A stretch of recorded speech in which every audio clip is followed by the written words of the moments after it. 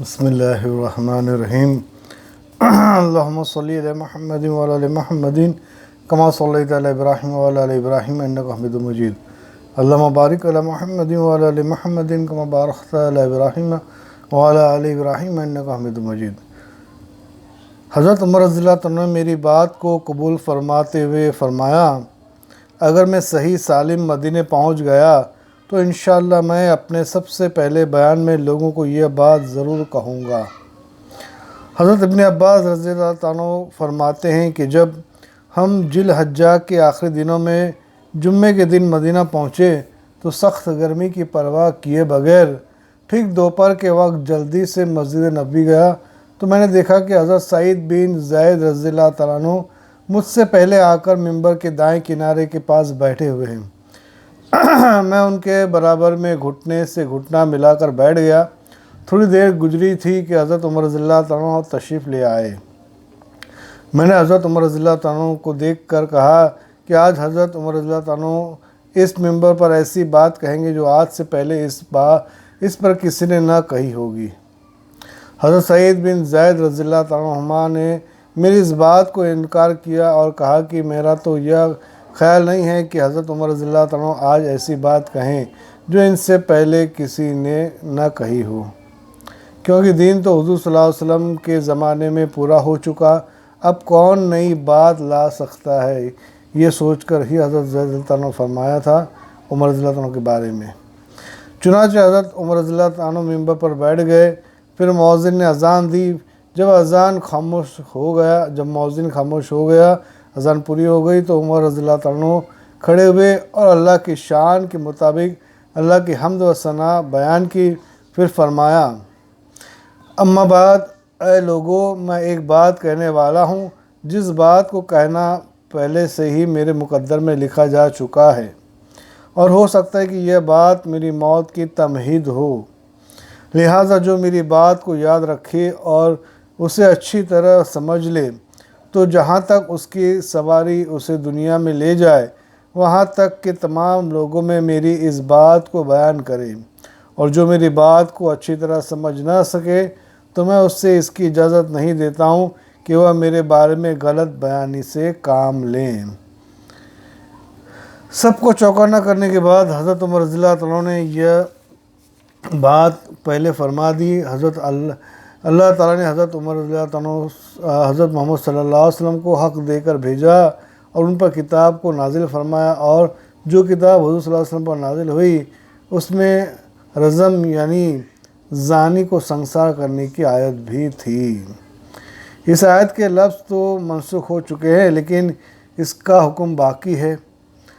ہم نے اس آیت کو پڑھا اور اسے یاد کیا اور اسے اچھی طرح سمجھا، اور حضور صلی اللہ علیہ وسلم کے رجم کیا، اور حضور صلی اللہ علیہ وسلم نے رجم کیا اور آپ کے بعد ہم نے بھی رجم کیا، لیکن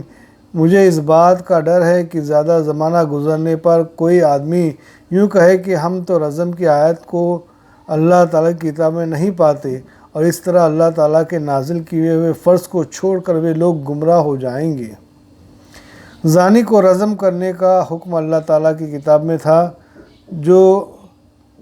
محصن شادی شدہ مرد یا عورت زنا کرے گی اور زنا کے گواہ پائے جائیں گے، یا زنا سے حاملہ عورت زنا کا اقرار کر لے گی، یا کوئی مرد یا عورت ویسے ہی زنا کا اقرار کرے گا یا کرے گی تو اس سے رجم کرنا شرعی طور پر ضروری ہوگا۔ قرآن میں بھی اس آیت کا جو دیا ہوا ہے کہ قرآن میں یہ آیت بھی پڑھا کرتے تھے جس کا ترجمہ ہے، اپنے باپ دادا کو چھوڑ کر کسی دوسرے کی طرف نسب کی نسبت نہ کرو، کیونکہ اپنے باپ دادا کے نسب کو چھوڑنا کفر ہے، یعنی نعمت کا انکار ہے۔ اب اس آیت کے لفظ بھی منسوخ ہو چکے ہیں لیکن اس کا حکم باقی ہے۔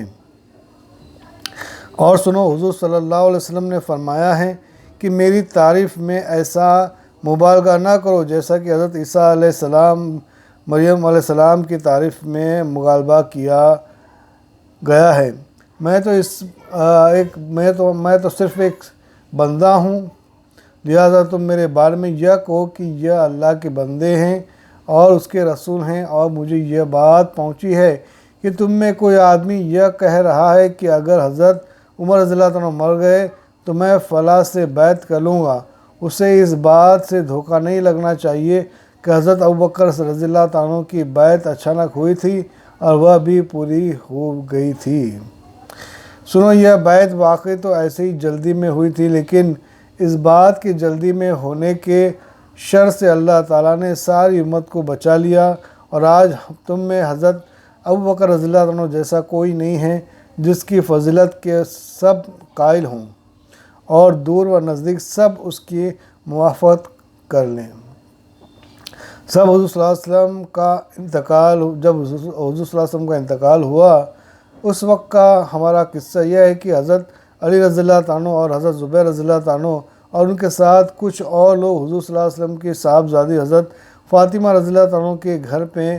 پیچھے رہ گئے، اور ادھر تمام انصار ثقیفہ بنی ساعدہ میں جمع ہو گئے اور مہاجرین حضرت ابوبکر رضی اللہ عنہ کے پاس جمع ہو گئے۔ میں نے ان سے کہا کہ اے ابوبکر، آئیں ہم اپنے انصاری بھائیوں کے پاس چلیں۔ چنانچہ ہم ان انصاریوں کے ارادے سے چل پڑے۔ راستے میں ہمیں دو نیک آدمی حضرت امیم انصاری رضی اللہ عنہ اور حضرت معن رضی اللہ عنہ ملے،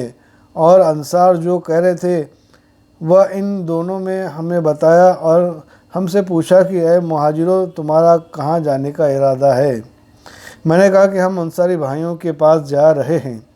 ان دونوں نے کہا،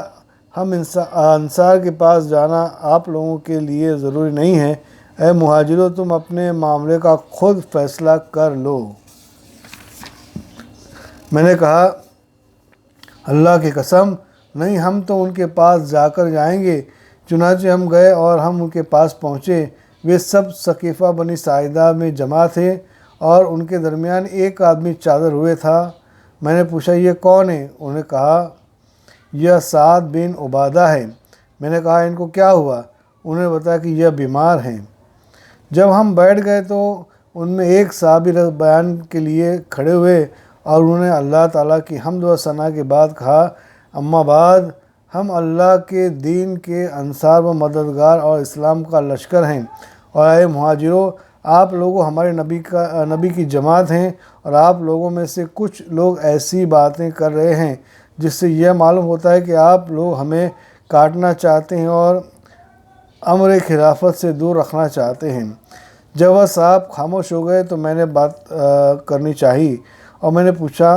کہ مضمون اپنے ذہن میں تیار کر رکھا تھا جو مجھے بہت پسند تھا، اور حضرت ابوبکر رضی اللہ عنہ کے سامنے میں اسے کہنا چاہتا تھا، اور میں اس سے نرمی اختیار کیے ہوئے تھا اور میں غصے والی باتیں نہیں کرنا چاہتا تھا۔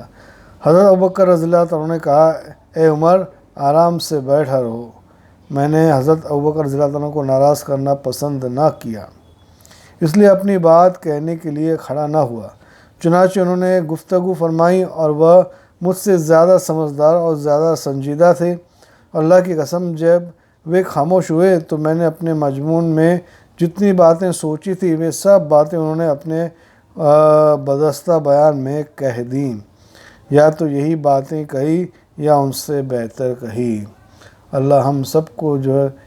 اس باتوں کو سمجھنے کی توفیق عطا فرمائے، حیات الصحابہ کے ذریعے صحابہ رضی اللہ عنہ کی زندگی کو سمجھنے کی اور اس پر عمل کرنے کی توفیق عطا فرمائے، آمین یا رب العالمین۔ سبحان اللہ وبحمدہ، سبحانک اللہم وبحمدک، ونشہد ان لا الہ الا انت، ونستغفرک ونتوب الیک۔ سبحان ربک رب العزۃ عما یصفون، والسلام علی المرسلین، والحمد للہ رب العالمین، آمین یا رب العالمین۔